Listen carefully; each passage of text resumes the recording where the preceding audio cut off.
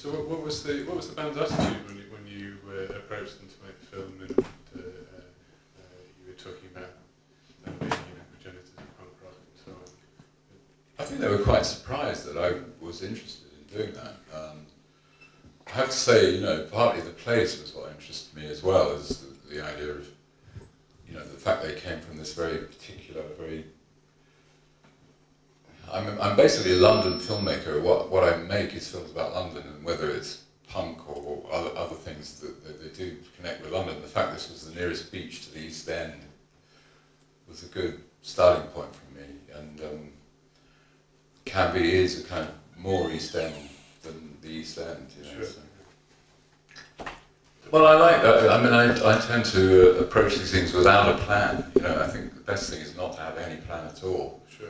And then you realise there's very little archive of these guys, and then you think, oh God, what am I going to do? And you then have to, fight your way out of a paper bag mentally to think of ways of telling the story that don't exist with the footage of the band, So I like the aspect of British film noir because it's a forgotten genre as well, which actually does connect with them, that kind of small-time gangster. We don't really have gangsters even in the East End, but small-time villain type, second-hand car salesman who want to make a quick buck and run out of money. The Feelgoods reminded me of that when I saw them, and there's something great about excavating bits of British history that feed into.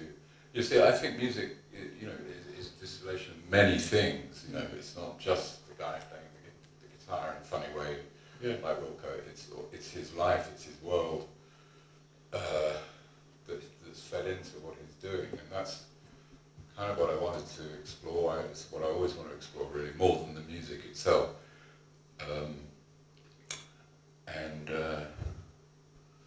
I like particularly when you watch the film. I don't know if you felt that as well, but you can watch a kid being tortured, but it's actually telling the Dr. Feelgood story. It's quite a bizarre thing, but you're like looking at two narratives at once, and you're going between the two. That's exciting to me, to push the kind of limits of what a documentary can do, and I don't think there's that big a difference between a fiction film and a documentary, as far as I can see. Well, as I say, Canby has really displaced London, so, it's where they buried the bodies. If you had someone to get rid of, you took them down to Canby Island in the mud flat, and then they were never seen again, and also if you wanted a bungalow, you'd go down there and just say, this is my land, I'm building a fucking bungalow on it, So that has that lawless, weird, it's slightly out, because it thinks of itself as an island. The mainland they have all these laws and rules on the mainland, but they don't apply to us, kind of thing. I think that informs the Feelgood's whole outlook. I was lucky enough to be blown away by the Feelgoods when I was young, and I had a big connection. They affected the way I thought about things, and I'm not really that interested in making music documentaries. I'm interested about things that music's just kind of lens to look at it through and power it. I love music, but I'm not really interested in how guys play the guitar, although I was interested in Wilco's mad. I didn't know this when I made the film, I only heard it later, but the way that he heard Johnny Kidd and the Pirates doing two things at once, Mick Green, and he went to his bedroom and he spent years trying to work out how to do this impossible thing.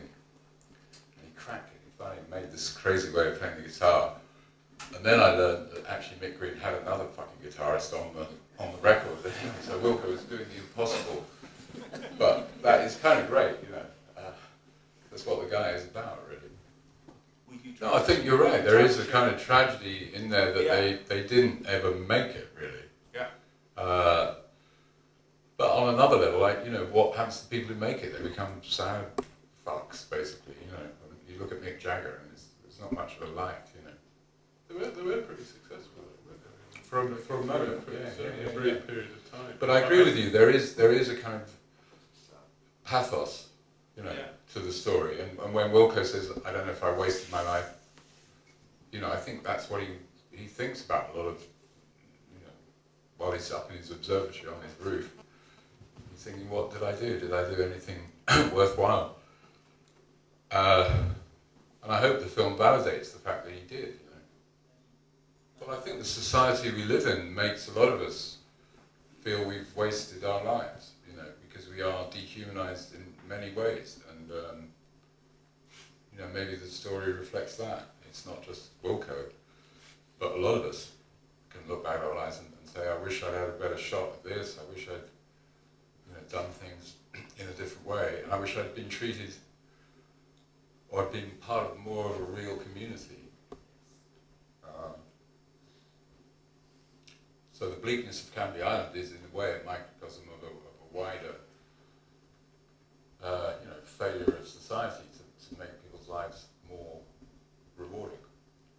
But I do think we did go out of our way.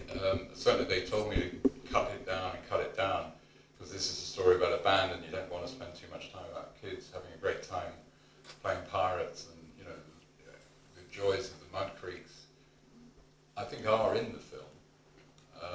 And the fact that these kids could create, as you were part of, these imaginary, you know, jug bands and that whole, to me there's a great, you know, thing that you can, in your imagination, you can see Canby in you know, the whole oil city thing of the Feelgoods and the Delta blues and so on is a great kind of imaginative construct that, you know, that all you presumably together came up with in a place that was not the Mississippi Delta, but you could dream that it was. And, you know, I think that's a big part of the film. I think it comes across really well how Canby Island is a really unique place. Like it's the only place that Dr. Feelgood. You know, I'm slightly making a film about Dr. Feelgood, the band's imaginary version of Canby, which probably did make it bleaker than it was in retrospect, because they wanted to seem like they were real hard guys from like the blasted end of the world, you know. But it's still really, clearly, really important to them. It's their home. Yeah. I hope we're not, like, you know, I would really feel bad if we were like really putting down Canby Island, because I don't feel that the film does that. It's looking at Canby through Wilco's viewpoint and Chris Fenwick to an extent, and all of them, you know. I like the fact, you know, I think it would really be quite boring to make a film about Elton John or something compared with the Feelgoods, to me. You know, the idea of some really wealthy rock star, Fleetwood Mac or something, you know, who played the game by the rules and got away with a load of money. I'm interested in people who couldn't quite make all the compromises you have to make to do that. That to me is a more inspiring story for a film. But that's just me, you know. I'm sure other people could make really great films about Elton John. But I ain't the guy to do it. Well, I think Wilco is really the only guy who lives at 18 frames a second rather than 24. You know, those old silent movies where we've got somebody in the film. Yeah, speed is not good. You know, the grade is quite an important part of the film for me, because it, you know, you can really paint with grading now, obviously, you know that. And, you know, that thing of finding it, I think you don't know initially exactly what you're going to end up with. I like the idea you don't allow preconceptions to block out the chance aspect of the journey and what you learn in making the film, which includes the colour